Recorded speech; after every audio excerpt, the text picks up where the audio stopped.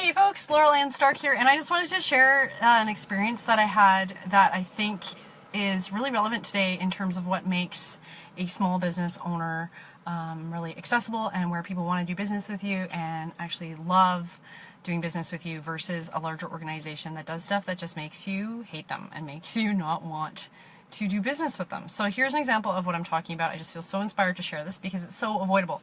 So I changed my bank account from one of the big five to a local bank, and I had to call all the people that I had pre-authorized payments with in order to get my payment information updated. So that's fine. So I'm calling BCAA because they have part of my car insurance.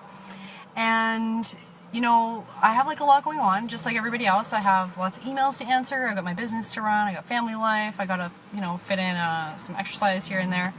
And so my time is like at a premium, I think, anyway. And I think that most of us have a lot less patience for stupid questions than maybe we did in the past. So anyways, here's what happened. So I call BCAA and I'm like, hey, I need to change my bank account information. And I just need to give you like new bank account information.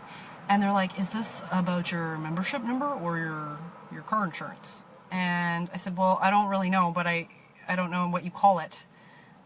Like what you call the fact that you're taking money out of my bank account every month, if you call it membership or if you call it car insurance or whatever you call it. I know you insure my car, but I don't really know. Like I don't have all this paperwork that you guys send me at the palm, like at my fingertips. And so they asked me for a couple more details of like things like, oh, do you know your policy number? Do you know your membership number? It's like, no. Don't know any of those things. Why? Because like I don't care. I don't care. So anyways, I just felt like really quite irritated about those questions that they were asking me, and maybe that makes me an irresponsible consumer that I don't have this information, but I expect in this day and age that you will ask me a question that I actually have the answer to, and I expect that you will make it easy for me to do business with you and give you my money.